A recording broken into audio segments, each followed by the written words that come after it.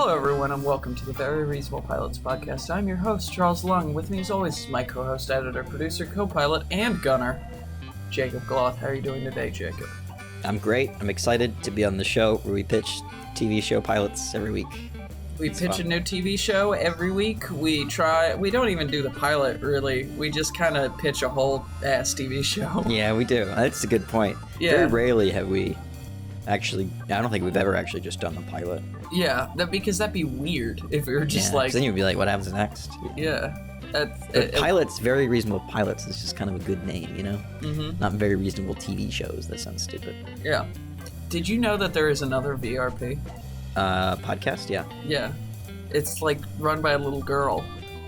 Oh, no, there's another one too. They're like mechanics or something. I don't know. Oh, no, there's like, okay, you go to Apple Music, because I went to the Apple Store the other day. Yeah. And I went to, and you know how the Apple Store has all these computers and iPhones and shit that's just like on the thing? And you can, you went to the physical Apple Store? Yeah, Gotcha. I went to the physical Apple Store, and like I went to each phone and computer and tablet or whatever. Oh, I went to the podcasting app, and I looked up VRP, and we are the second thing that comes up, because there is a little girl who has a podcast, and her podcast name is VRP, which I think is very funny.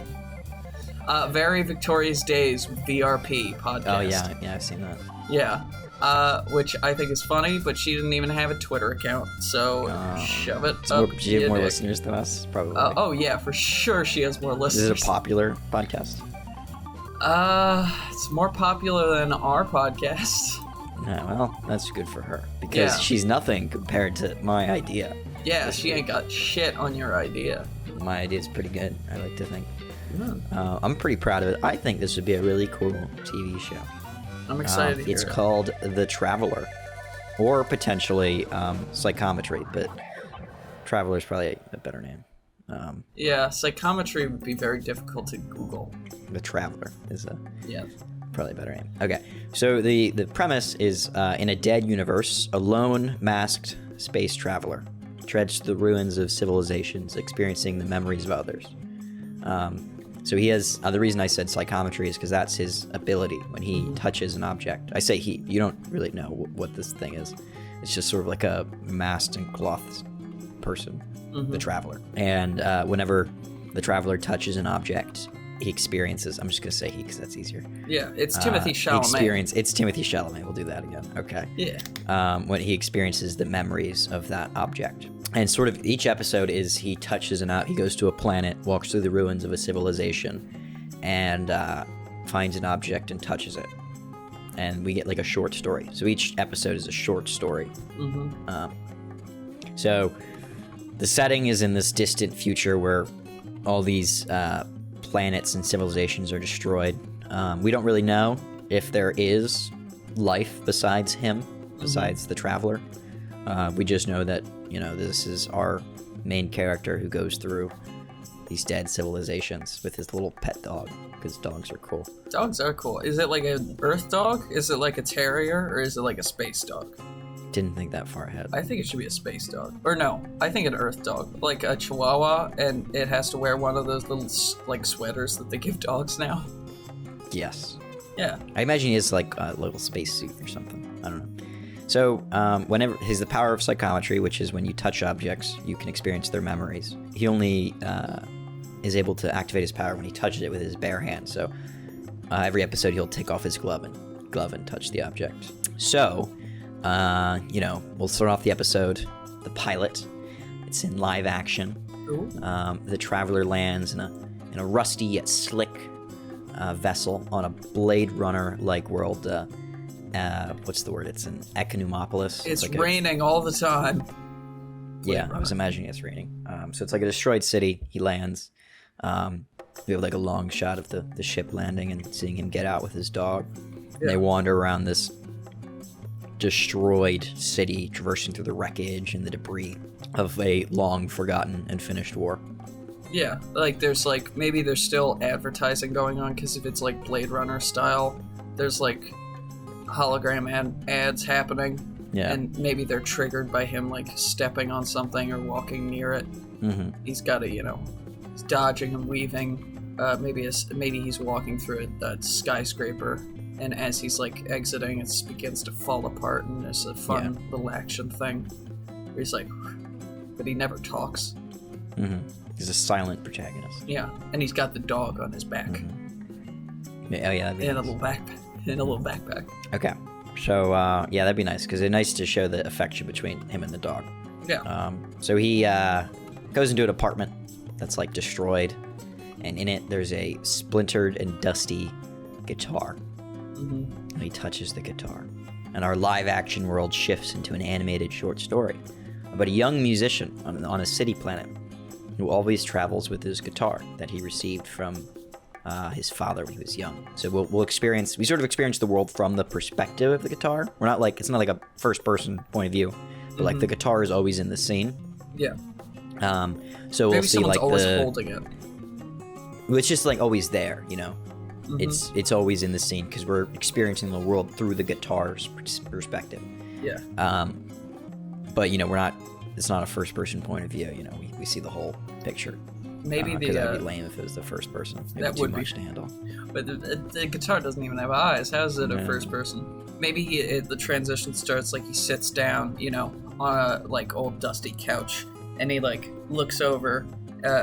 He is the traveler. He picks up the guitar. He like takes off his glove, like bites their finger and pulls it off, and like strums, you know, like he holds the guitar, he waits a second, and he just strums a little bit, and as his fingers like go over the strings and the music starts, like the animation, you know, like transitions in. I see. We have like a match cut, maybe.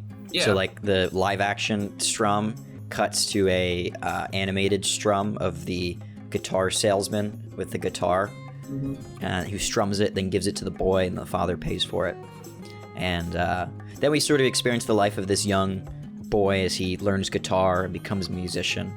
But I want it to be that he sort of becomes an activist musician. So he sings songs about injustices. Like a Bob Dylan style. Essentially, he's Bob Dylan, is what I was thinking the whole time. Essentially, he's Johnny Silverhand, a.k.a. Keanu Reeves. No, he's not like a... Well, I guess he does give out on your hand. Okay, so he's kind of like a... He could be either a Bob Dylan or a Johnny Silverhand. Yeah. I imagine the style is more Bob Dylan because it's an acoustic guitar and not an electric. But he does slowly become more obsessed with the activism over the music. So, originally he's singing about the injustices in his world on a lower species of humanoid beings. I don't imagine they're humans. They just sort of look human-like. Same with, you know, the boy's species. And also the guitar doesn't have to be like a human guitar, you know, what we understand as a guitar. It could just be a guitar-like string instrument, so maybe it has more strings or less, and maybe the neck looks different or the body of it looks different. You know what I mean? Yeah, maybe the humanoid like beings that are engineered. I'm assuming they're like an engineered slave race sort of sitch. No, I was just imagining that this planet had two species that evolved, and one sort of became the higher species because they, you know, had guns first or something. And they look like more human-esque, and maybe they're just like taller and something. Lower species, maybe they're like they don't have ears and their noses are weird and fucked up, and their skin's like gray or something. They look like Squidward. Okay. Anyway, he starts singing protest songs and is sort of thrown out of the high-class community, but becomes immensely popular among the younger crowd, you know, so the younger people of the higher species who are more progressive, and basically all of the lower species who, you know, don't want to be oppressed. Yeah. And he and a crew of musicians and philosophers are playing gigs trying to change the world, but we see that it's not really doing much. And we see the activism begin to fail, and tensions are increasing and becoming violent. And one day, this is how the story ends. The boy, now a man, leaves his guitar in the apartment. And we're left with a shot of guitar alone in the room as we hear gunfire and explosions outside that are like slowly creeping in, coming closer. So imagine we stay on this one shot of the guitar. and we just listen to the sounds of the war outside, and it slowly gets closer and closer and closer, and eventually a bomb hits the apartment, and the guitar snaps, and that's when the short story abruptly snaps, ends, and the traveler's sort of like ripped out of the dream, and he falls backward, sort of hurt mentally by what happened. Maybe the guitar is all basically together when he finds it, and as he gets out, it's kind of like a psychic shockwave that like sends him back, kind of puts him on the ass, and the guitar just kind of like snaps and falls apart into pieces, and he's like, huh. And then he oh, sorry, what were you saying? And then the doggo's like, what's going on? Woof woof woof. And maybe it's like a sort of like in a way it's like a comfort dog, because it'll come over and sort of like calm him down after it. Like how you see people with panic attacks have like comfort dogs that will help like calm them down. And after that, he'll pull out a notebook and he'll catalog what happened. Yeah. So the sort of idea of the traveler is that he is cataloging the dead civilizations, the dead memories of all these worlds that he visits. There isn't really anything beyond that. He's just he's a traveler. He's trying to preserve the memories of these forgotten worlds. There's not like a story to him. It's just the stories that he experiences, which I like. It's kind of like sounds really thing. cool. And we could do a lot of like episodes through this. I have a couple ideas here. Yeah. And feel free to contribute your own if you'd like to. But if anything comes to your mind. But it always starts with, he lands on a planet, he finds an object, he touches the object. Does he always have to land on a planet? No, because my second one here is he goes to a space station, a destroyed, decrepit, falling apart space station that's been, abandoned for hundreds of years. He goes on it and he finds a needle that's almost dust at this point because it's been there for so long, eroded due to natural phenomena. Yeah. And he touches the needle, and it shows the story of a new drug introduced in a space station. And originally, it brings incredible happiness and productivity, this drug. So everyone's really happy. They're like living great lives, and they're really productive. They're getting everything done. And the station becomes a shipping and traveler hotspot. But due to a galactic war, they're shut off from the rest of the world. And they're not able to get the materials to make the drugs. And they all go crazy and start killing each other to siphon the remnant drug residue from the blood of their victims, fellow people. They become vampires. They start drinking the blood of the fellow space station people in order to get the trace amounts of whatever the drug's called. Let's call it alkali. I was thinking for a lot of these we don't have dialogue. It's sort of like just music, but we could do dialogue. I don't know. I think like a little bit of dialogue, but not very much. I think that's a good idea, Maybe people only talk when it's really necessary for the plot, because maybe it's more difficult for the traveler to, like, pick up and understand words of these ancient dead cultures as it is for him to just, like, see it. So if somebody is talking, it's draining him faster. Is that something? I wasn't thinking we explained it, really. I was just, I don't know. Because I just sort of like the idea of telling stories without words, just through visuals. Yeah. Because, the object doesn't have ears. But, we don't have to explain the powers too much, Okay, how about But, like, if we can use dialogue when it's necessary, but I'd like limited dialogue, just because I like storytelling through visuals.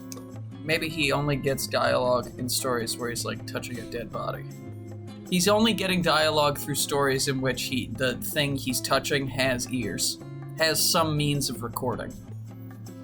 So if he touches, like... Well, but then we still hear sounds. I think it's best if we just don't explain it. So sometimes we can throw dialogue in, sometimes not.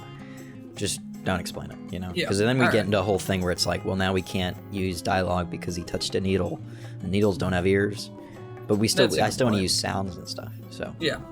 You're right. That's a good point. It's not like they have eyes either, so they couldn't see. So But they're all drugged up, drinking each other's blood. I don't know. in the space station. We just don't explain it. That's what I'm thinking. Because it's a power that doesn't exist. So it doesn't really need to be explained. It's just the way it works. I get it. Yeah. Those two stories end sadly. So the next few I wrote with nice endings. So I got an astronaut action figure on a sort of barren world. Can't imagine it looking like the planet Earth on Interstellar. In Interstellar, the movie. It's like a dusty planet. Shows the story of a scientist when he was a kid who got a action figure of an astronaut. That's why he wanted to be a scientist, you know. And he carries this figure everywhere with him through his life, in his room, on his desk. So, you know, we always see the astronaut figure in this person's life. Probably have a lot of dialogue in this show because it, you know, we're experiencing the life of this person as they become a scientist and astrophysicist, and eventually solves the problem of space flight. So they're able to escape their dying planet. So he discovers interstellar travel. But at the end of this thing, you know, this short story, when he's trying to leave the planet, the ship's not working for some reason, and they're trying to figure out what the weight problem is or whatever it is. I kind of just revealed the problem when I said that, but it is a weight problem, he discovers, and they need to lose 1 pound. And so in a poetic moment, he drops the astronaut, and they soar off into the sky with that. Can we leave the astronaut, like, he gives him a little send-off, so, like, the traveler finds the astronaut, and it's, like, a little toy astronaut, whatever, but it's standing up and, like, holding a flag. So, and it's revealed at the end, like, the scientist, you know, got off the ship. Maybe like, it stuck could be, it in the mud and, like, planted the flag. Yeah, like, we have Starman by David Bowie playing as he walks away. Yeah, or maybe it's more than a pound, and the because you know me, I always have to make something bleak and sad. The scientist is like, it's, you know, at 200 pounds, there's 200 pounds worth of weight that we need to get rid of. And the scientist is like, I'm 199, and I have a spaceman. And he's like, he sits down on a rock, and like with the spaceman next to him, and sets the little spaceman up, and then they watch the ship fly off into the stars, you know.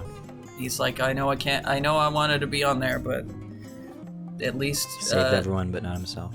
Yeah, and then he wanders into the desert to die alone, sad. And I thought maybe he just like, okay, we could do that, but we would have to, like, we could do him, you know, staying on the planet, but it has to be like bittersweet, you know? Yeah. 'Cause it's like he saved everyone.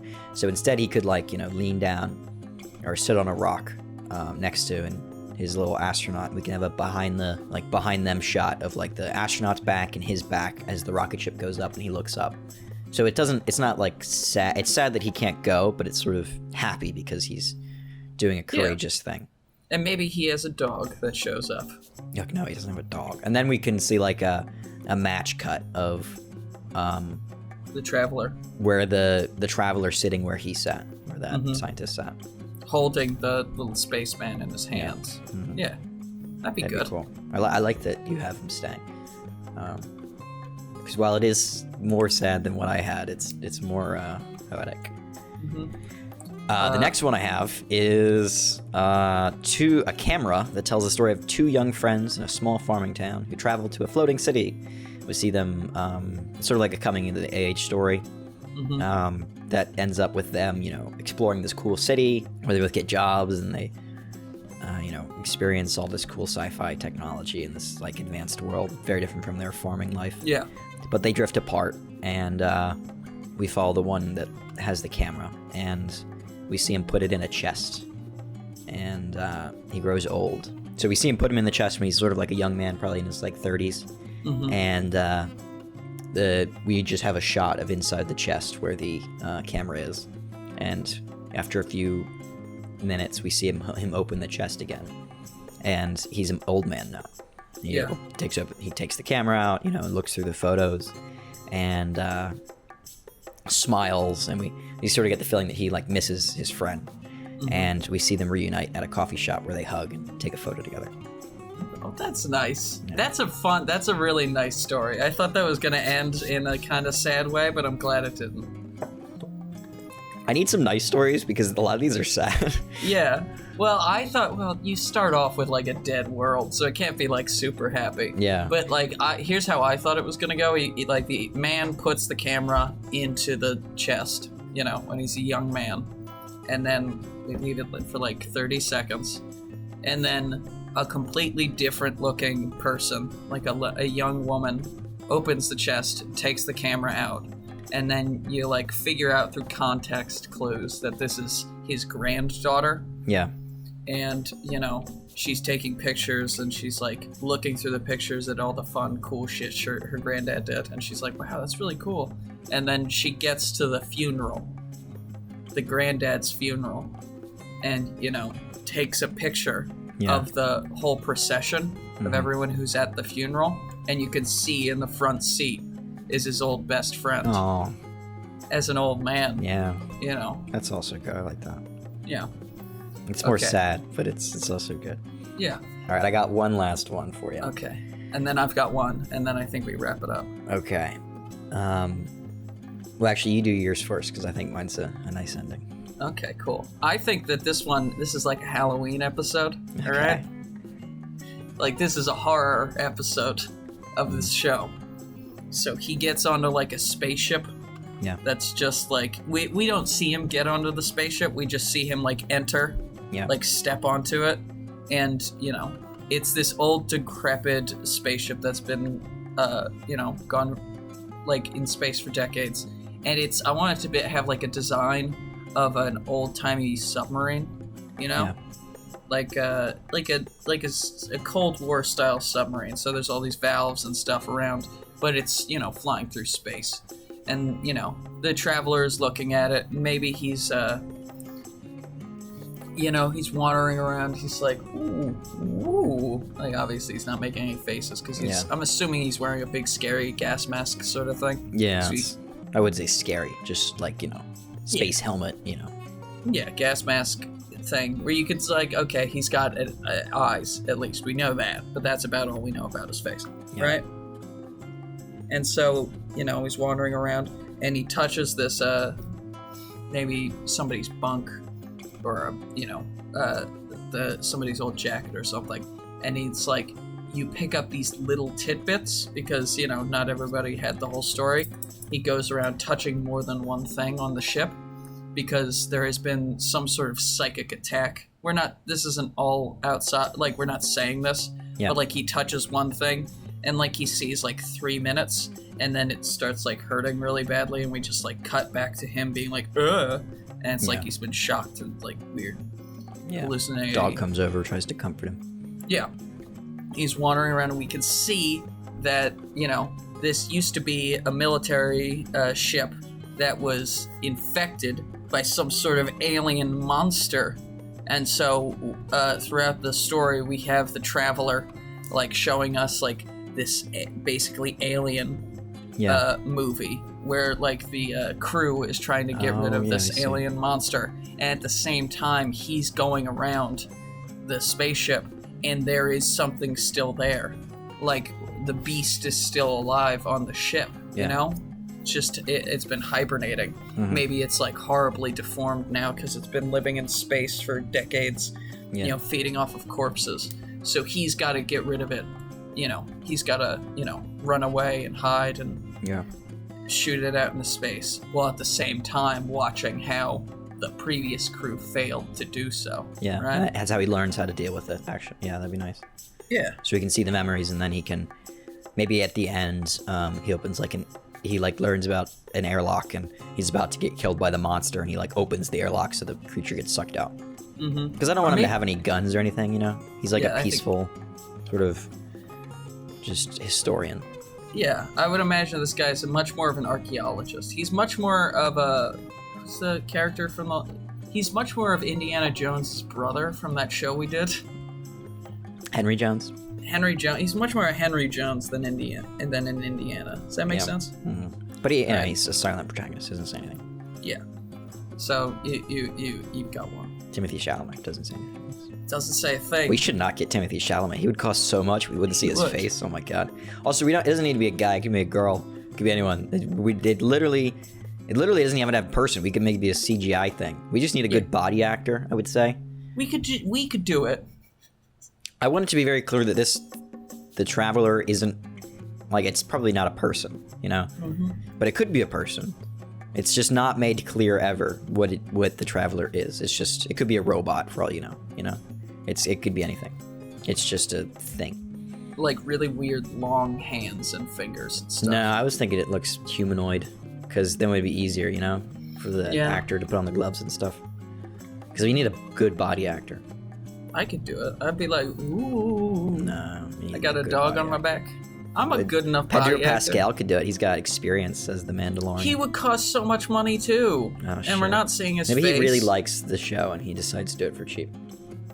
Pedro, oh, you if know you're what? listening, I got it. My sister could do it. She went to acting school. There you go. Boom. Jake's sister.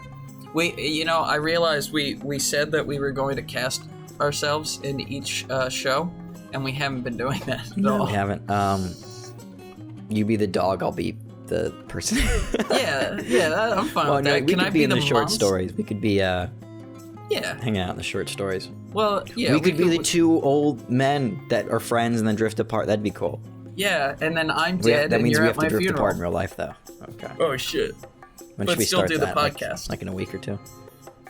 Yeah, we still have to do the podcast, so we just have to not have any We'll record it conversation. separately like we already do, you know? Like you just guess what I'm saying and I guess what you say. Uh-huh. And we just put it together. Yeah. All right. All right. My final story is about is a small farming world that our traveler goes to, and he finds like an old farming camp, and he touches a paintbrush next to an easel, and the paintbrush shows the story of a young, impoverished artist who finds fame and fortune through one of her paintings. She's like, working in the street, and she does one painting that some art collector finds and is like, this is amazing, we need to make you famous and stuff. And she becomes rich and famous, which is great for a little bit, but over time it becomes clear that she no longer finds joy from her work. Art doesn't bring her the love that she used to feel. But people still like everything she does and they think she's amazing. But the job is draining her. You can see sort of a physical toll.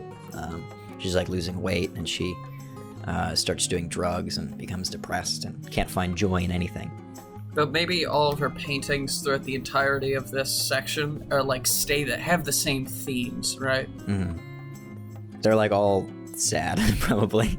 Well, like whatever she started out with, that's what she keeps going. Because I think it would be different if she was like getting sad and the paintings were getting sad. Yeah. But I think okay.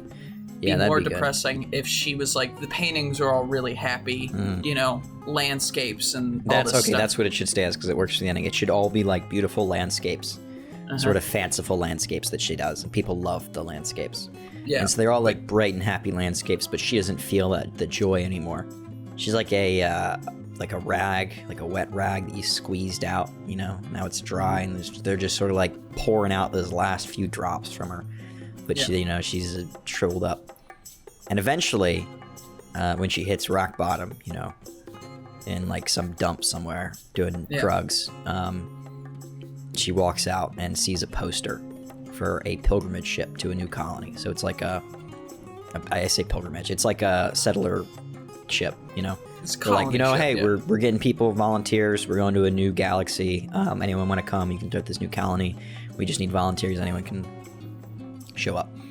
And she's like, you know what? Fuck it. Without telling anyone, she goes. Yeah. And she's there working on a farm, and she does that for years. So we fast forward about 10 years, maybe a montage of her working on this farm, slowly finding joy in life again. Maybe she falls in love with somebody else. Yeah. Maybe they have a kid, adopt a kid, whatever.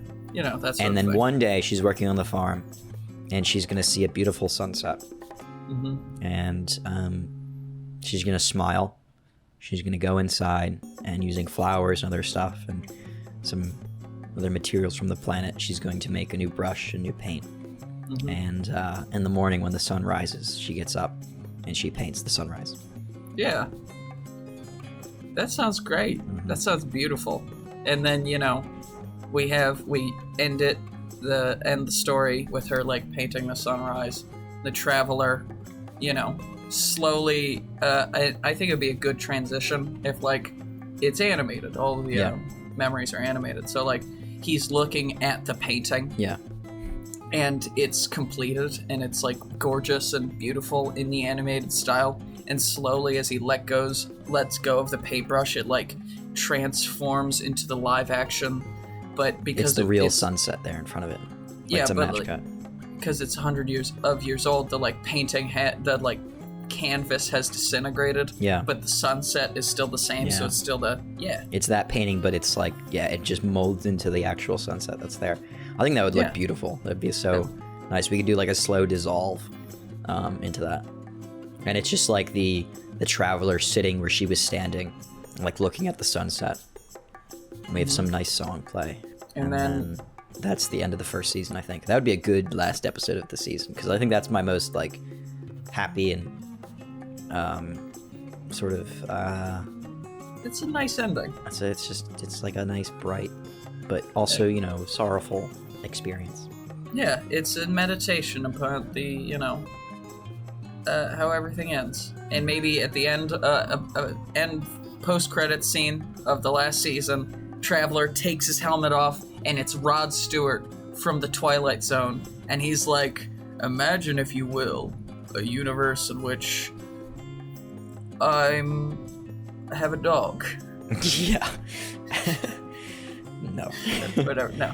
Takes off the helmet, and it's a Duncan, Idaho. Duncan, Idaho from Dune. From Dune, yeah. It's Jason Momoa. It's Aquaman. And he's like, takes off the helmet, and bro. It's Timothée Chalamet, and the audience is like, wow. That whole time they paid that much money for Timothée Chalamet? For this dick? Mm-hmm. Look at him. He costs so much. It'd be so expensive. That's why we get my sister to do it. She'd do it for cheap. Yeah, she'd do it for free. Nah, she wouldn't do it for free. She'd do it for money. A reasonable salary that I assume would be based on how much the show makes. Well, probably it's just standard, like, union pay, right? We give her standard union pay. I don't know. Well, probably thank a little you, bit more because she's my sister. Well, we're not writing the fucking checks, are we? We're writing the show, though. Yeah, we're just working men. The writers get the least amount of respect in any TV program. Maybe we need to advertise ourselves as the creators rather than the writers, then. That's a good point, because the writers never get any sort of respect or, like, whenever you think about Rick and Morty, you think about Dan Harmon and Justin Roiland. Yeah. But they're like 1/15 of the writing staff. Yeah, they don't actually write all those episodes. Yeah, they write some of it, but... Yeah. Now we should be the creators, but also the writers. We get paid, double checks. And executive producers too. Executive producers means you need to put money into it. We can't do that. Oh shit! I can do producing work too. Producers and casting director. You're the casting director. Yeah, because we cast one person. Yeah, everybody else is managed. I guess we need to cast the voice actors. We could do. We can voice act. Listen to this. Voice acting and tell me I can't voice act. All right, that was fun. If I had to be honest, this is probably the show that I would like to see made the most out of everything else I've pitched. I really like it. It seems like a show that we could really do a lot in with these short stories, because short stories are fun. They are fun, and I feel like it leads a lot of. I feel like some of the episodes can be tragic and sad, and some of them can be like scary and fun, and other ones can be like silly and like. I think this leaves a lot open for like slapstick comedy. Yeah, you could do because it's anything. all silent. Yeah. But thank you all for listening to the Very Reasonable Pilots podcast. I've been your host, Charles Long. With me, as always, has been my co-host, editor, producer, co-pilot, and gunner, Jacob Gloth. If you liked what you heard here and you want to hear more, please like, subscribe, follow us on wherever you're listening to this on. Spotify, Deezer, Apple Music, YouTube, any of it. YouTube, listen, I'm from give a Boston like. over here. Over here with the fucking fucking car and have a yard. Your khakis and your khakis. I'm walking here. Yo, Harvard. Okay, bye. If you're from Boston or New York, go fuck yourself. we love you. We do. But I just want you to know that I am walking here.